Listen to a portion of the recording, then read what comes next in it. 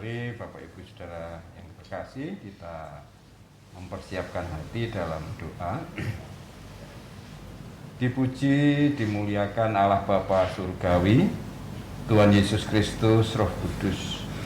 Pada malam hari ini kembali kami anak-anakku, baik yang ada di tempat ibadah ini maupun di rumah masing-masing, kami bersyukur dan berterima kasih karena Bapa memberikan kesempatan kepada kami untuk memasuki dan membangun ibadah bersama. Namun mohon pengampunan atas segala dosa kesalahan kami, dan Roh Kudus menolong kami agar benar-benar siap hati, pikiran, jiwa, dan roh kami, sehingga ibadah yang kami lakukan ini akan berkenan kepada Bapa. Kami menyerahkan hamba-hambaku yang akan melayani dalam ibadah malam hari ini, baik Pak Wibisono, Ibu Erna, juga Ibu Wita, Pak Agus, Ibu Dina, Pak Arti, Pak Asani. Demikian pula adik-adik pemuda yang menata multimedia, adik Odnil, Nathan, Dimas, Niko, Ageng, Kevin, kiranya semuanya dalam tuntunan penyertaan Bapa. Juga semua peralatan yang kami perlukan, listrik, wifi, dan alat-alat musik, Bapak berkati sehingga ibadah ini berjalan lancar, berkenan padamu. Jauhkan segala kuasa-kuasa lain yang akan mengganggu ibadah kami. Sepenuhnya kami serahkan ibadah kami hanya dalam tuntunan Tuhan kami Yesus Kristus. Amin. Baik, nanti doa pengakuan dosa Mas Hardi, doa pembukaannya Mas Agus, doa sawatnya Mbak Wita. Firmannya dari Lukas 21, 34 sampai 36 Mas Ani. 21, 34 sampai 36.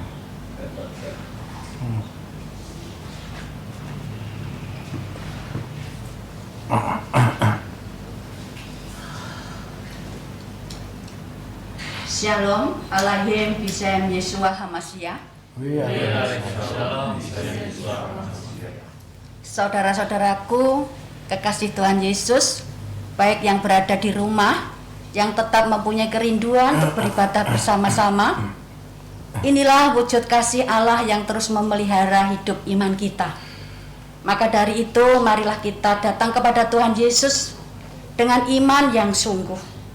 Namun Tuhan Yesus menghendaki agar iman kita tidak tertidur, tetap bangkit, karena hidup kita hidup di dalam masa penantian. Kita awali ibadah ini dengan pujian Uwes Awan. Sing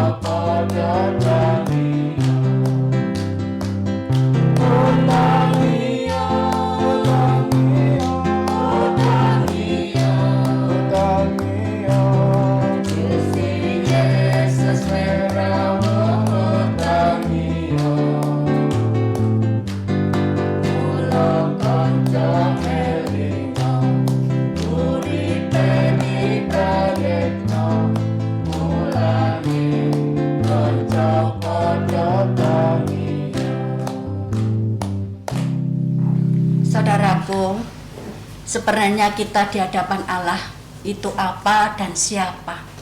Agar peribadatan malam hari ini layak, marilah kita hampiri takhta Allah di muka Tuhan Yesus dengan bersembah sujud.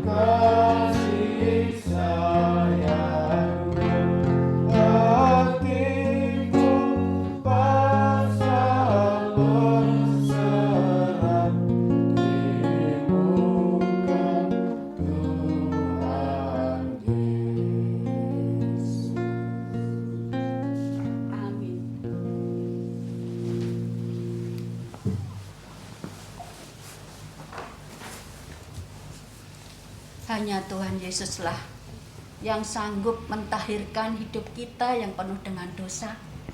Marilah kita meneladani iman Daud. Maka dari itu kita bersama-sama kita ungkapkan pemazmur Daud 51:12-14. Jadikanlah hatiku tahir ya Allah, dan perbahagialah hatiku dengan iman yang teguh. Janganlah membawa aku dari hadapanmu, dan janganlah mengambil roh yang kudus daripada.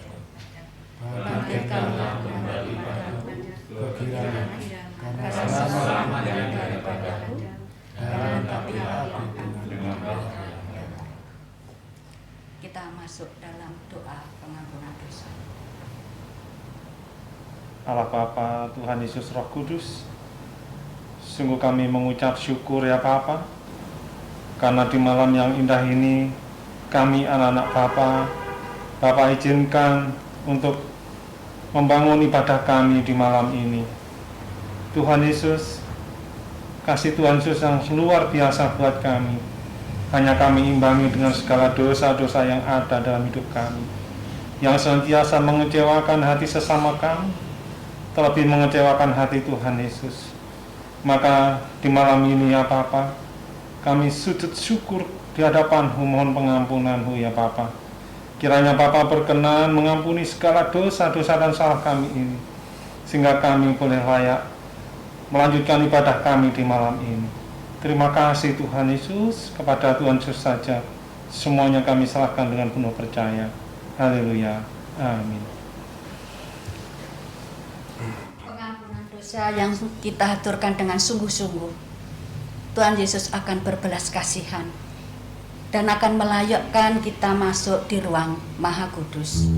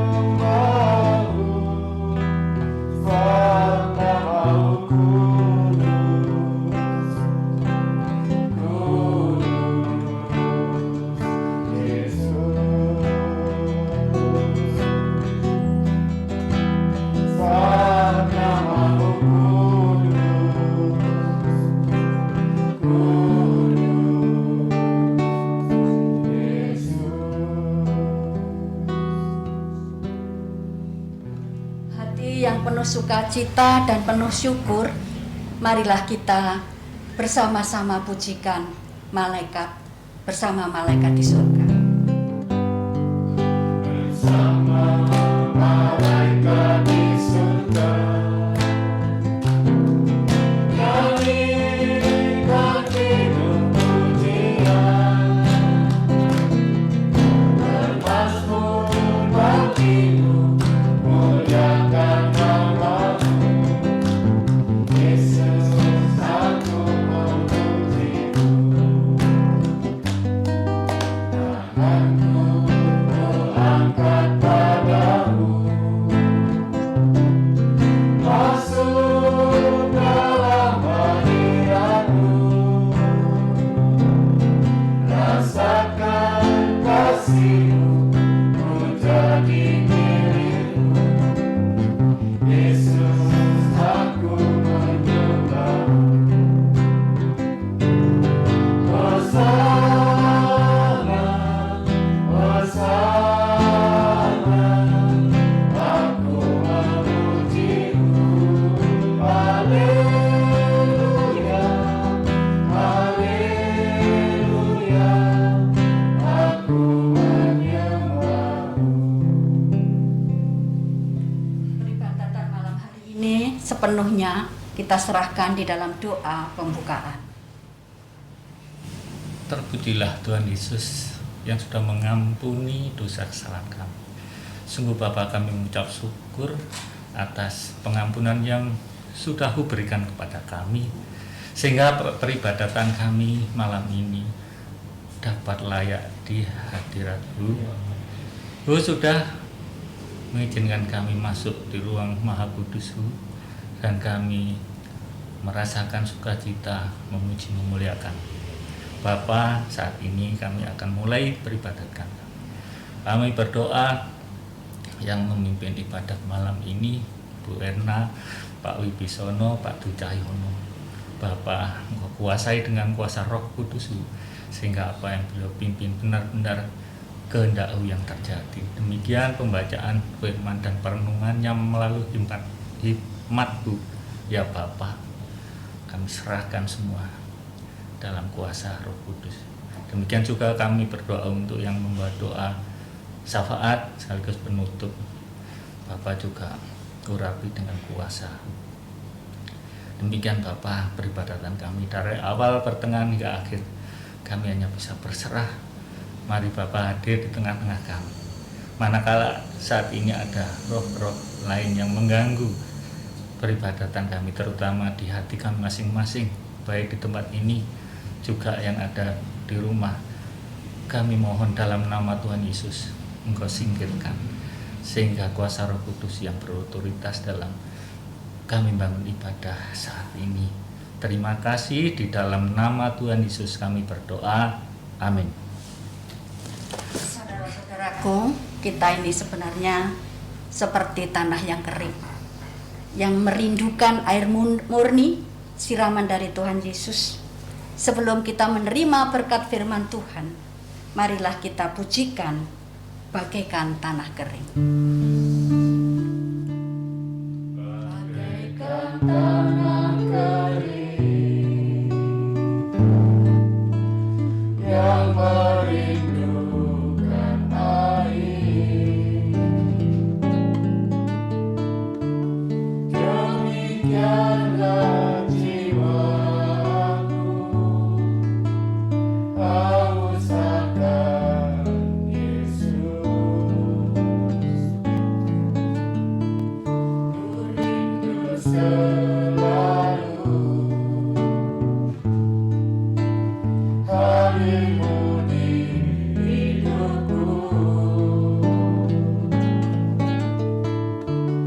memulihkan jiwaku,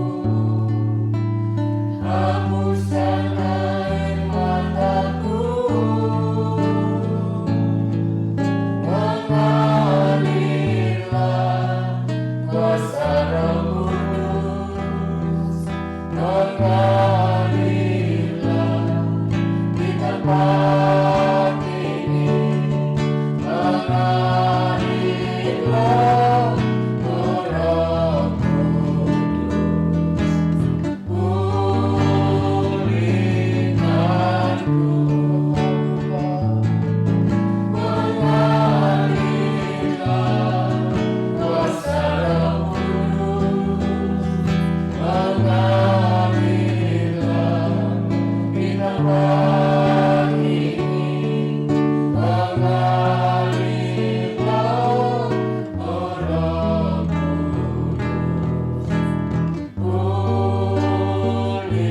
pulihkanku.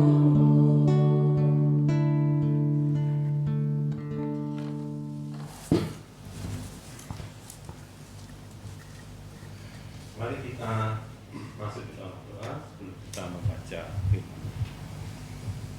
Sungguh kami bersyukur Bapa atas perkenan-Mu, kami masih ada sebagaimana kami ada. Terlebih lagi saat ini di mana Bapa telah memberikan firman kepada kami. Kami menyerahkan sepenuhnya pembacaan firman juga penyampaian hikmat Allah oleh hamba-Mu. Kiranya Bapa kuasai sepenuhnya sehingga semuanya benar-benar boleh ternyatakan hanya karena kehendak Bapa bagi kami semua. Terima kasih Tuhan Yesus, kami serahkan waktu ini, kehendak Bapa saja yang terjadi di dalam nama Tuhan kami Yesus Kristus. Haleluya. Amin. Firman pada malam hari ini diberikan kepada kita dari Injil Lukas pasal 21 ayatnya yang ke-34 sampai 36. Saya bacakan demikian. Nasihat supaya berjaga-jaga. Jagalah dirimu supaya hatimu jangan syarat oleh pesta pora dan kemabukan serta kepentingan-kepentingan duniawi, dan supaya hari Tuhan jangan dengan tiba-tiba jatuh ke atas dirimu seperti suatu jerat, sebab ia akan menimpa semua penduduk bumi ini. Berjaga-jagalah senantiasa sambil berdoa, supaya kamu beroleh kekuatan untuk luput dari semua yang akan terjadi itu, dan supaya kamu tahan berdiri di hadapan Anak Manusia. Demikian firman.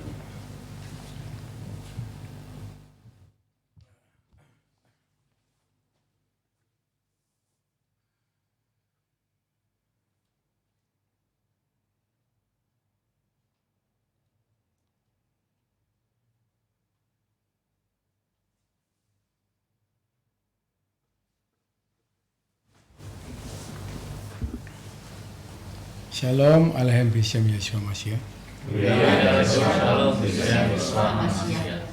Damai sejahtera Bapa dalam Tuhan Yesus Kristus dan kuasa Roh Kudus kiranya senantiasa memberkati, menolong dan memimpin kehidupan kita, dan bersyukur jika pada saat ini pun Tuhan masih berkenan memberikan napas hidup bagi kita untuk datang dari hadirat-Nya yang kudus, mendengarkan firman-Nya, karena firman itulah yang menjadikan kekuatan bagi setiap orang yang percaya.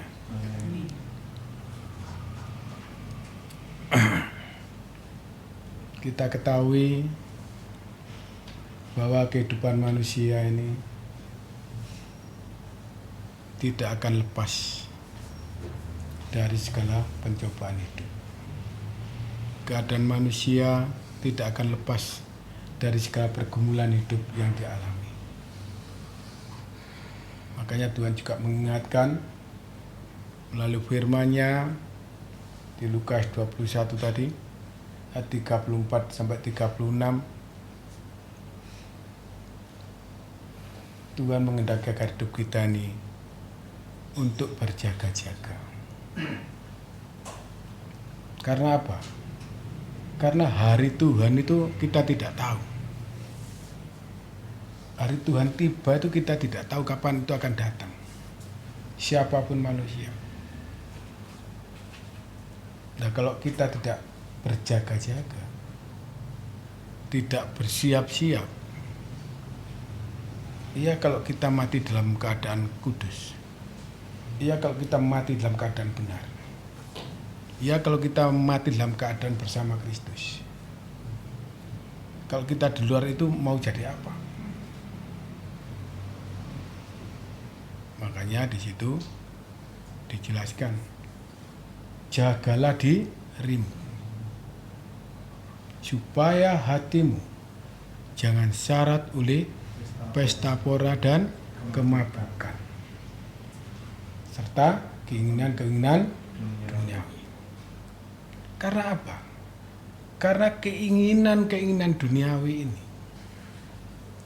inilah yang menyebabkan kita ini menjauhkan diri hubungan kita dengan Tuhan. Keinginan-keinginan duniawi ini sering menipu kita. Keinginan-keinginan duniawi ini sering menguasai hidup kita sehingga kita lupa akan bagaimana kita seharusnya hidup di dalam Kristus. Kalau pada firman yang hari Selasa kemarin melalui Pak Dwi dijelaskan di 1 Tesalonika 5 ayat 16 sampai 18, kita dikehendaki untuk mengucap syukur dalam segala hal. Apakah kita bisa mengucap syukur ketika kita jatuh dalam pencobaan? Nah, kalau kita tidak berjaga-jaga, tidak menguasai hati kita, tidak menjaga diri kita, ketika pencobaan itu jatuh karena keinginan-keinginan daging kita, keinginan-keinginan duniawi kita yang menyerat kita, menjerat kita, maka kita akan goyah. Ya. Dijelaskan di situ tadi agar kita menjaga diri kita, hati kita. Kita disuruh waspada di situ. Supaya kita tidak mabuk oleh keinginan-keinginan daging kita, tidak mabuk oleh hawa nafsu kita, sehingga kita berpesta pora dalam keadaan yang bertentangan dengan Allah. Inilah tidak menghendaki. Dan supaya tinggalkan tadi ya, kalau hari Tuhan itu datang tiba-tiba menimpa diri kita, kalau kita tidak berjaga-jaga pasti kita akan kena. Tapi kalau kita jaga-jaga akan diluputkan. Ya, sebutkan tadi itu. Dan supaya apabila hari Tuhan itu datang dengan tiba-tiba, ya ke atas dirimu kan ya, kan ya. Kita nih boleh siap, tapi kalau kita tidak berjaga-jaga, kita pasti akan terkena itu. Sebab ia akan menimpa seluruh penduduk bumi. Jadi tidak ada yang terluput. di Lukas 21 ayat 35 tadi ini pasti digenapi. Ya. Karena yaitu hari kemalangan Tuhan itu tadi kan ya. Hari Tuhan yang datang tiba-tiba itu. Ini akan menimpa semua penduduk bumi. Tidak ada yang dikecualikan. Berarti semua orang pasti akan mengalami itu.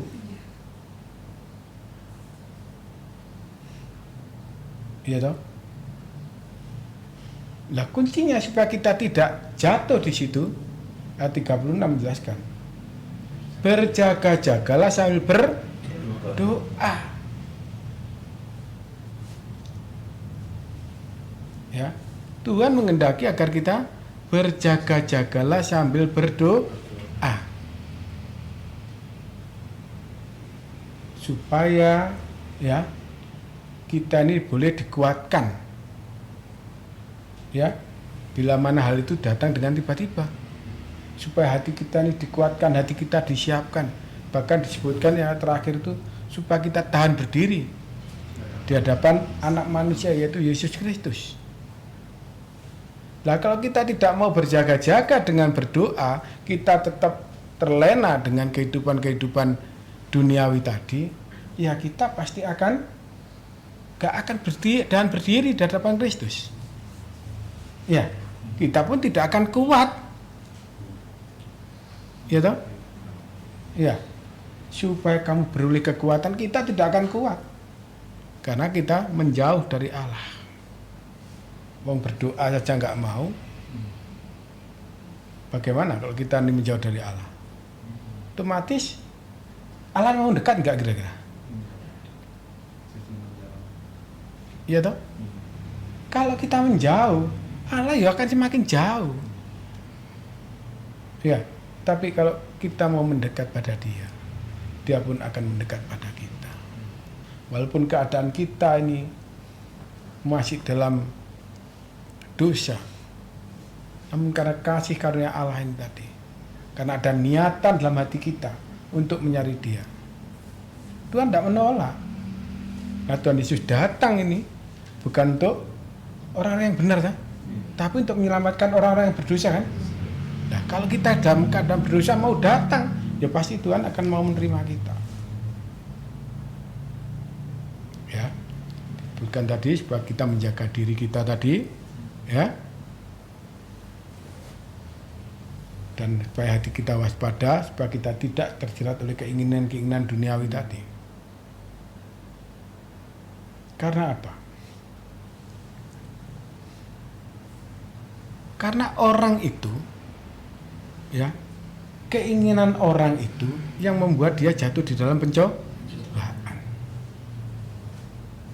Karena firman-Nya mengatakan, tetapi tiap-tiap orang, ya, jadi tiap-tiap orang ini, karena keinginannya dia sendiri itu, ia jatuh di dalam pencobaan. Karena ia diseret dan dipikat olehnya. Jadi keinginan inilah yang menyeret dan memikat kita supaya kita ini jatuh di dalam pencobaan. Nah, kalau kita ini sudah keinginan itu sudah dibuai, ya, dan jika keinginan itu sudah dibuai, maka ia akan melahirkan dosa. Dan dosa itu kalau sudah matang, ia akan melahirkan maut. Yakobus 1, 14-15. Silakan Bu Ida.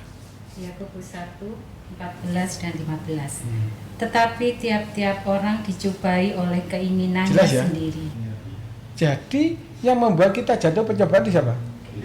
Diri sendiri, karena keinginan-keinginan yang ada dalam diri kita. Contohnya, banyak orang keingin hidupnya kaya. Ya toh? Padahal dia bekerjanya seperti itu. Apa dia tidak pada waktu ada kesempatan, apa dia tidak melakukan hal yang terlarang? Ya enggak? Betapa banyak pejabat kita yang tertangkap oleh KPK karena kasus korupsi. Anggota dewan kita, ya toh? Banyak.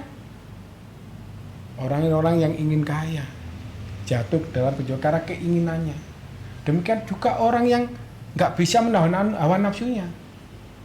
Banyak kan terjadi perselingkuhan, ya nggak? Banyak terjadi pencurian, perampokan karena keinginan dagingnya ini dipenuhi. Jadi tiap-tiap orang ini dicobai oleh keinginannya sendiri. Terus Mbak Wita. Karena ia diseret dan dipikat olehnya. Ya. Dan apabila keinginan Karena ia diseret dan dipikat, yang memikatnya apa? Keinginannya, ya, keinginan hati kita tadi tuh, yang menyeret kita sehingga kita bisa melakukan hal-hal yang berlawanan dengan kehendak Allah. Ya toh, ya korupsi, ya yang lain-lain tadi itu karena keinginan kita, karena gengsi kita, kadang-kadang gitu. Ini bukan orang-orang di luar sana saja, banyak orang-orang yang sudah mengaku percaya dengan Kristus juga banyak melakukan hal-hal seperti itu. Jadi makanya kalau kita tidak menyiapkan diri kita, menjaga hati kita, ya, jagalah dirimu, ya, dan hatimu dengan segala kewaspadaan tadi, menjaga hati dengan kewaspadaan, pasti kita akan jatuh di situ. Apalagi kalau hubungan kita dengan Allah jauh. Terus Mbak Wita 15.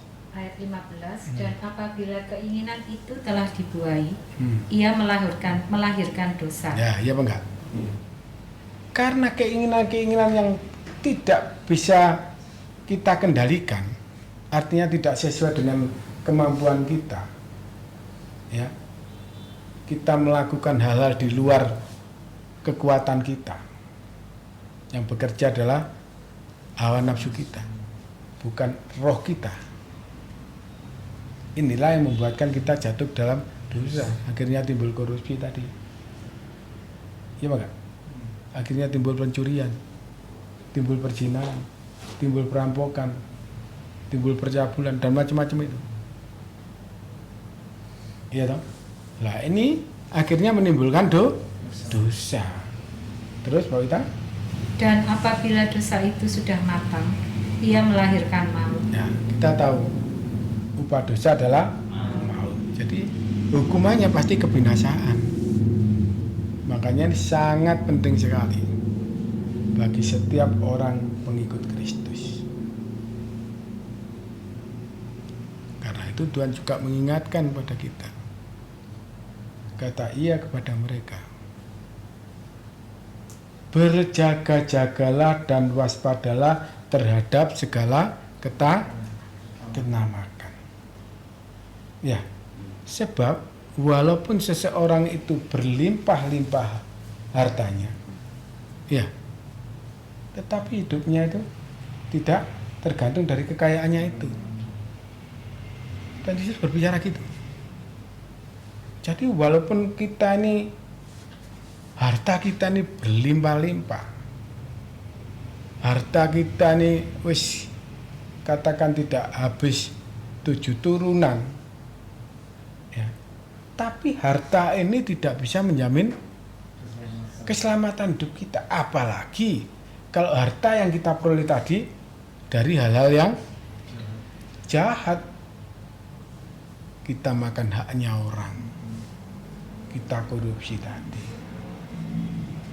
kita menipu, kita bermain licik di dalam usaha kita, dalam pekerjaan kita. Pasti ini memang secara duniawi mungkin ya, dia kelihatan mewah kehidupannya, tapi apakah itu menjamin? Disebutkan tadi di Lukas 12 ayat 15 Mas Agus. Hartanya itu tidak menjamin, kekayaannya tidak menjamin kehidupan dia. Lukas 12 ayat 15. Ya. Katanya lagi kepada mereka, berjaga-jagalah dan waspadalah terhadap segala ketamakan. Sebab walaupun seorang berlimpah-limpah hartanya, hidupnya tidaklah tergantung daripada kekayaannya itu. Ini yang berbicara siapa ini? Tuhan Yesus. Tuhan Yesus sendiri. Firman Tuhan mengatakan seperti itu. Jadi orang mau datang ke Tuhan Yesus nanti bisa masuk ke rumah Bapa, ini tidak tergantung dari kekayaan harta bendanya, tapi bagaimana kekayaan hatinya. Ya, kekayaan kasih yang dimilikinya. Itu yang Allah berkenan. Kekayaan pengertiannya, kekayaan hikmatnya untuk memahami karya Allah. Ini yang Allah berkenan. Bukan karena kekayaan duniawi. Tidak seperti itu. Karena Tuhan Yesus sudah berbicara seperti itu. Ya, kita sebagai orang-orang Kristen, apakah kita tidak boleh kaya? Loh ya boleh. Selama kita hidup, ini membutuhkan. Tapi bagaimana cara kita memperoleh kekayaan ini yang perlu kita pertanyakan. Ya toh? Loh, kalau kita dengan bekerja yang wajar, dengan hasil usaha kita, karena dengan hasil usaha kita diberkati boleh menjadi kaya, apa enggak boleh? Ya boleh, enggak apa-apa. Tapi kalau ini hasil yang kita peroleh karena kita ini memakan haknya orang, ya toh? Kalau kita menipu orang, itu yang Allah nggak berkenan. Kalau kita berbuat jahat untuk memperoleh kekayaan itu, Allah pun juga tidak berkenan. Ini harus kita waspadai. Mungkin selama hidup di dunia ini, kalau orang kaya kan dihormati, iya toh, daripada orang miskin. Tapi Tuhan Yesus kalau mau baca di Matius 5 itu, ya kan ya, tidak seperti itu. Apalagi kalau kita baca kisahnya orang kaya itu yang mati bersama Lazarus yang miskin, iya toh? Karena orang kaya dalam hidupnya sudah banyak mendapatkan penghiburan. Alkitab menyatakan seperti itu. Nah ini kalau kita ini mendapat kekayaannya ini tidak seturut dengan kehendak Allah. Tapi kalau seturut kehendak Allah ya tidak apa-apa, itu sudah seturut dengan kehendak Allah kok. Ya, makanya kalau kita lihat di doa Bapa kami itu, ya disuruh ngasih apa? Berkat yang secukupnya. Ya kan? Tidak diminta yang berlebih-lebih. Nah, tapi kita kadang-kadang doanya itu minta yang berlebihan. Ya Tuhan nggak mau. Karena firman-Nya mengatakan, berikanlah kami pada hari ini makanan kami yang secukupnya. Artinya rezeki yang secukupnya, kebutuhan kita yang cukup. Ya, kalau Tuhan memandang kita karena keluarga kita ada punya anak 3, ya butuh sepeda motor lagi itu sudah cukup, ya tidak mungkin dikasih lebih buat apa nanti. Kan gitu ya. Jadi seperti itu pemahamannya. Karena itu, apa faedahnya yang diperoleh manusia dari segala usaha yang dilakukannya dengan jerih payah di bawah matahari, ya, dan dari keinginan hatinya. Seluruh hidupnya penuh dengan kesedihan. Dan pekerjaannya, seluruh pekerjaannya, dan pekerjaannya penuh dengan kesusahan hati. Bahkan pada malam hari, hatinya tidak tentram. Ini pun menjadi kesia-siaan. Pengkhotbah 2, 22 dan 23.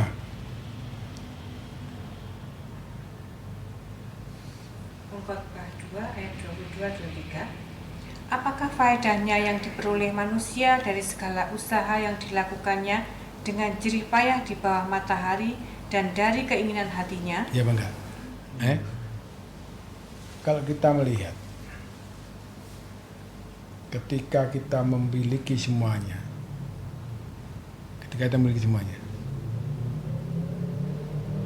apa itu kan kita bawa mati? Tidak. Ya kan? walaupun itu memang untuk anak-anak kita, untuk keluarga kita. Artinya semua yang kita usahakan untuk diri kita ini, yang menikmati siapa? Orang lain, bukan kita sendiri. Padahal kita berjuangnya dengan jerih payah tadi itu ya. Di khotbah disebutkan gitu kan tadi? Ya. Usaha yang dilakukannya dengan jerih payah. Apalagi kalau ini kita lakukan sampai meninggalkan Tuhan. Malah tidak akan mendapat apa-apa semuanya. Bahkan mungkin setelah kan banyak orang yang dahulunya itu kaya, harta bendanya banyak. Ya kan? Ketika orang tuanya mati, apa enggak habis hartanya? Banyak kan terjadi? Itu artinya tidak kekal ini. Nah, kadang-kadang kita yang tidak kekal ini kita perjuangkan sampai dengan mati-matian tadi ya. Ya, sampai dengan jerih payah yang seperti itu. Padahal yang menjamin kehidupan kekal kita kadang-kadang kita lalaikan, kita abaikan. Terus Mbak Dina? 23. Seluruh hidupnya penuh kesedihan dan pekerjaannya penuh kesusahan hati. Enggak soro. Ya. Coba kita yang bekerja itu. Apa enggak sedih, apa enggak susah? Kita nih banting tulang sana belum ya kalau laporannya, iya kalau targetnya selesai, terpenuhi. Laporannya belum selesai misalnya, sudah dikejar-kejar harus laporan, apa enggak susah? Apa enggak stres? Iya apa enggak? Target enggak terpenuhi, atasan apa enggak mencak-mencak? Apa kita juga tidak dimarahi? Iya toh? Sampai seperti itu. Bahkan dilanjutkan Mbak Dina.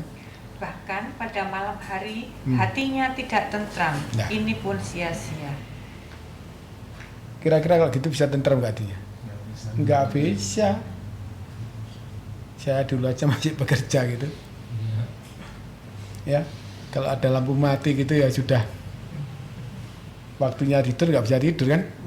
Apalagi radio itu dengar sudah.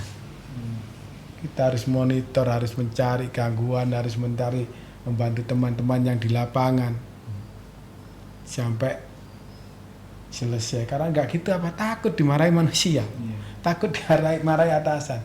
Tapi kita nggak takut sama Tuhan ketika kita berbuat dosa. Ya, ya toh? Banyak dari kita kan? Ya, ketika kita berbuat jahat di hadapan Tuhan, rasa takut itu kadang-kadang hilang. Karena kita mikir, wah Allah saya maha kasih, Allah saya maha pengampun. Nanti saya datang bersujud kan diampuni lagi, besok berbuat gitu lagi.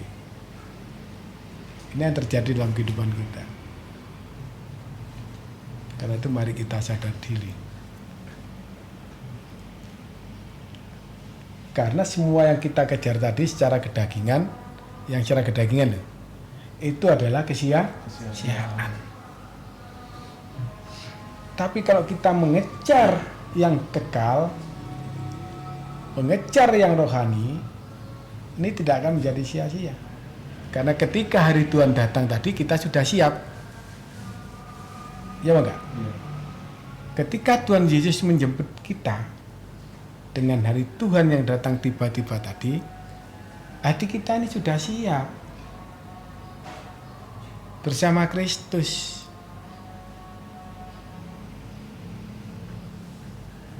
Ini yang harus kita pahami dulu. Makanya dengan waktu yang Tuhan Yesus berikan pada kita, dengan napas hidup yang diberikan pada kita ini, kita pergunakan sungguh-sungguh. Melibatkan dan menghadirkan Tuhan di dalam setiap apa yang kita lakukan. Makanya tadi berjaga-jagalah sambil berdoa. Jadi apapun yang kita kerjakan, kita pasrahkan pada Tuhan. Kalau kita tidak mau berjaga-jaga dan berdoa, karena kita tidak tahu kemalangan itu datang kapan. Waktunya tidak ada yang tahu.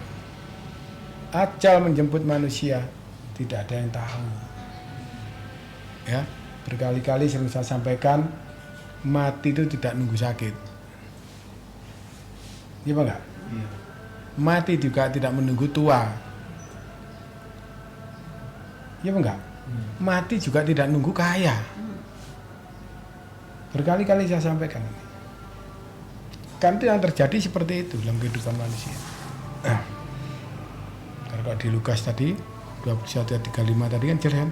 Semua ini akan menimpa seluruh penduduk bumi. Nah, kalau kita selama masih ada di dunia, ya pasti akan mengalami ini.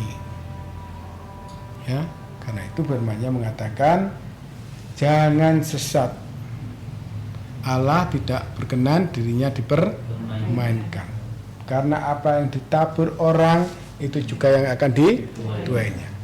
Sebab barang siapa menabur dalam dagingnya, ia akan menuai kebinasaan dalam dagingnya. Dan siapa yang menabur dalam roh, ia akan menuai hidup yang kekal dari roh itu. Galatia 6, 7 dan 8 Mas Ade. Nah, Galatia 6 ayat 7 dan 8. Janganlah sesat. Allah tidak membiarkan dirinya dipermainkan. Jelas kan? Iya. Makanya kita kadang-kadang tadi kan mikir, wes kita takut pada manusia. Iya enggak? Tapi pada Tuhan kita takutnya bagaimana? Ini kan kadang-kadang tidak ada dalam diri kita ini. Kita takut pada Tuhan, takut ini ya. Baru betul-betul kita merasakan, wes enggak bisa apa-apa itu loh. Itu baru kita ini betul-betul membutuhkan Tuhan. Ya enggak? Kalau masih bisa segini-gini seperti kita saat ini tuh nanti dulu. Semua ya dhisik. Padahal firman-Nya janganlah sesat. Sebab Allah tidak, iya kan? Tidak berkenan dipermainkan, tidak berkenan dipermainkan. Allah nggak mau dipermainkan dengan kita yang hidupnya hanya pada waktu butuh saja.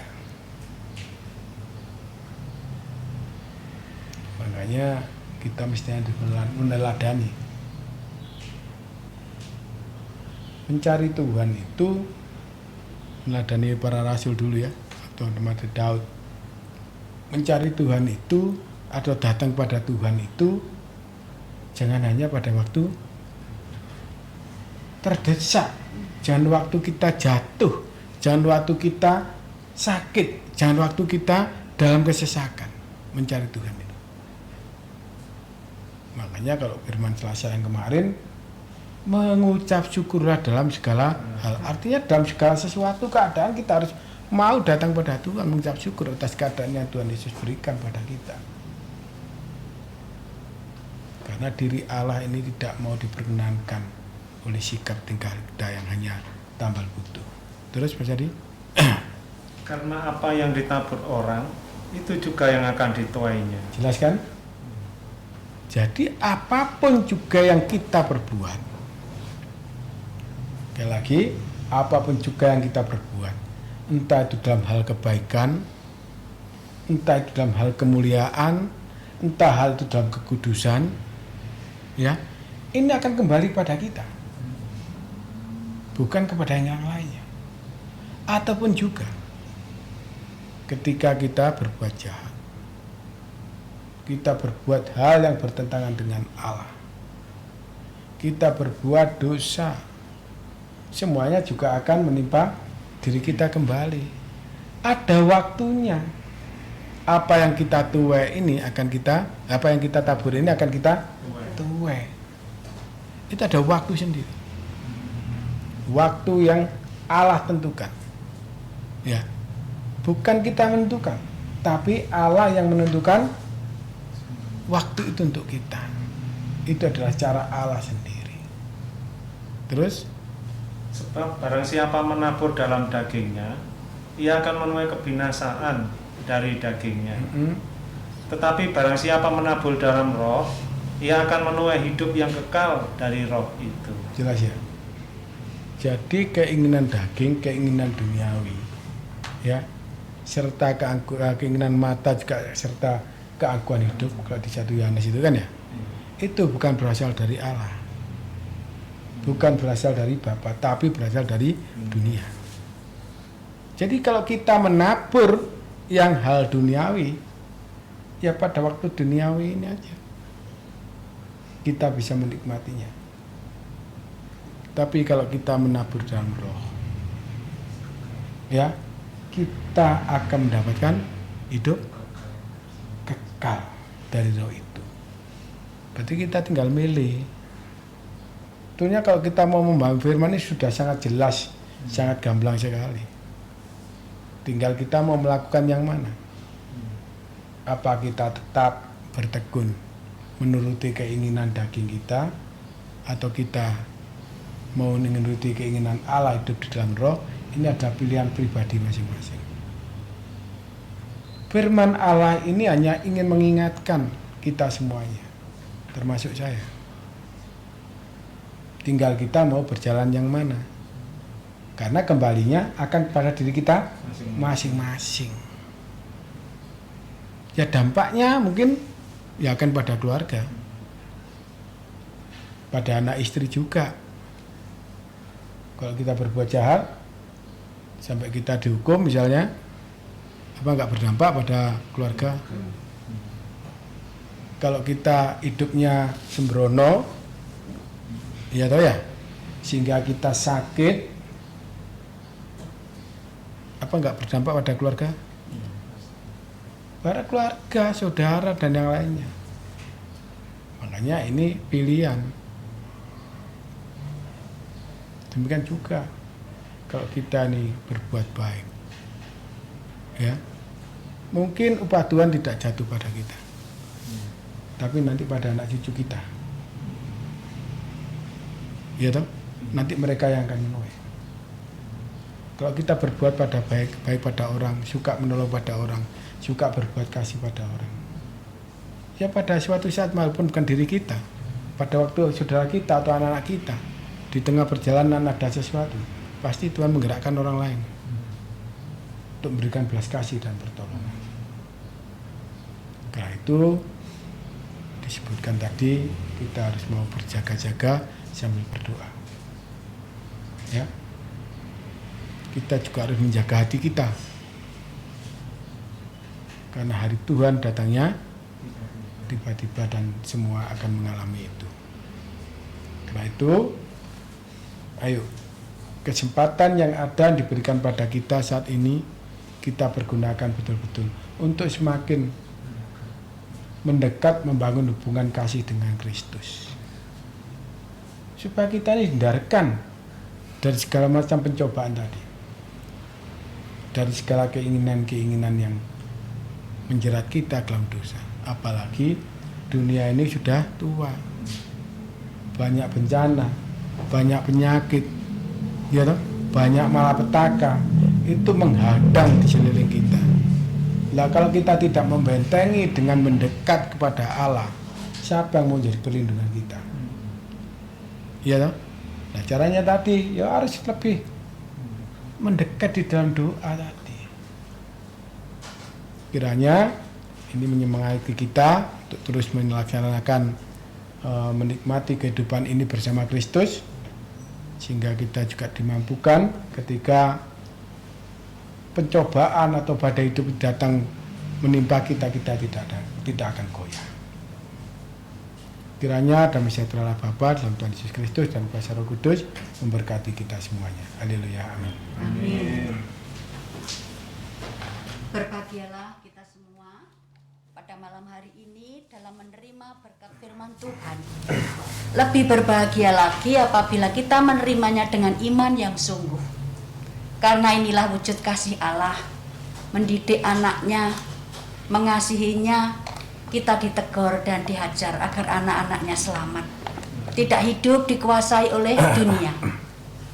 Saudaraku semuanya, kita tetaplah semangat menapaki kehidupan ini dalam keadaan apapun. Bersama Yesus, kita sanggup menjalani kehidupan ini. Sebagai ungkapan syukur atas firman ini, dan dalam menghaturkan persembahan, Kita pujikan bersama Yesus. Kita sanggup menanggung segala perkara. Bersama Yesus lakukan perkara besar, bersama Yesus tidak ada yang sukar, bersama Yesus ada jalan keluar untuk masalahku, untuk masalahmu, untuk masalah kita semua.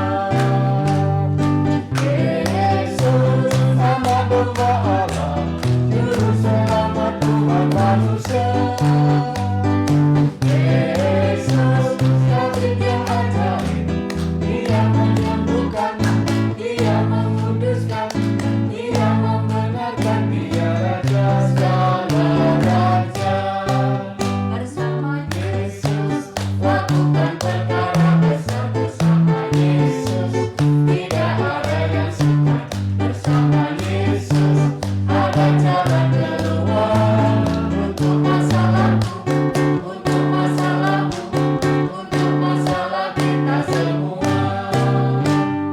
Yesus anak domba Allah, juru selamat umat manusia.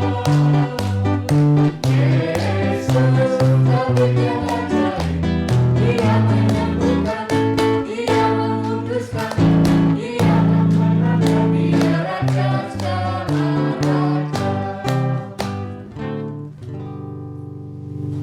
Kita masuk dalam doa syafaat dan doa penutup. Mari kita berdoa. Puji syukur Tuhan Yesus atas firman yang boleh kami terima di malam hari ini. Kami diingatkan untuk selalu berjaga-jaga, berdoa, selalu dekat kepada Tuhan Yesus. Karena itu Roh Kudus mampukan kami melakukannya dalam setiap saat, sehingga kami beroleh perlindungan, kekuatan yang dari Tuhan Yesus. Pada saat ini kami juga berdoa untuk saudara-saudara kami yang ada dalam persekutuan doa karya Tuhan Yesus, baik yang ada di kota-kota di Jawa Timur, Jakarta, Ambon, Makassar, dan Yogyakarta. Terlebih para imam yang sudah sepuh, yang mungkin dalam keadaan sakit. Tuhan Yesus kasih mereka, beri mereka kekuatan untuk mereka juga tetap semangat dalam mengikut Tuhan Yesus. Begitu juga untuk semua Sapa Guru Piranti yang melayani para jemaat yang ada. Tuhan Yesus sendiri juga beri hikmat dan kuasa agar mereka tetap giat dalam melayani. Kami saat ini juga berdoa untuk gereja dan semua para pendeta, pastor yang ada. Tuhan Yesus berkati mereka, untuk mereka juga diberi kekuatan, kesehatan dalam melayani para umat yang telah Tuhan Yesus berikan untuk mereka layani. Dan Tuhan Yesus lindungi mereka dari hal-hal yang jahat. Terima kasih Tuhan Yesus. Kami juga selanjutnya menyerahkan untuk apa yang telah kami kumpulkan di malam hari ini. Tuhan Yesus berkati persembahan sukarela ini agar menjadikan kemuliaan nama-Mu. Kami juga teringat akan bangsa dan negara kami, Tuhan Yesus, dengan semua masalah yang ada, baik pandemi, baik bencana alam, baik orang-orang yang ingin meruntuhkan negara ini.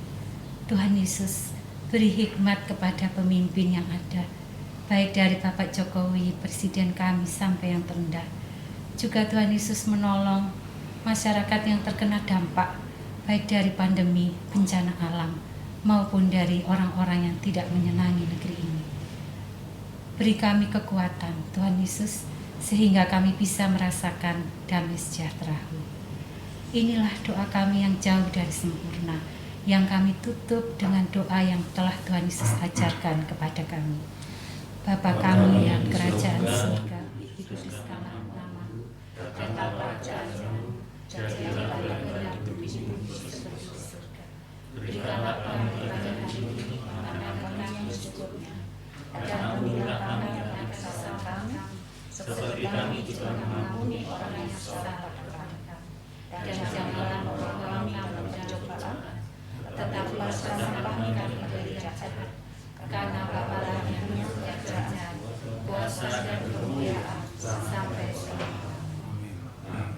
Sungguh senang dikebaktian, sungguh senang dikebaktian, bertemu Yesus kekasih jiwa. Puji Tuhan, haleluya. Sungguh senang dikebaktian, sungguh senang dikebaktian, bertemu Yesus kekasih jiwa. Puji Tuhan, haleluya. Selamat malam, Tuhan Yesus memberkati kita semua.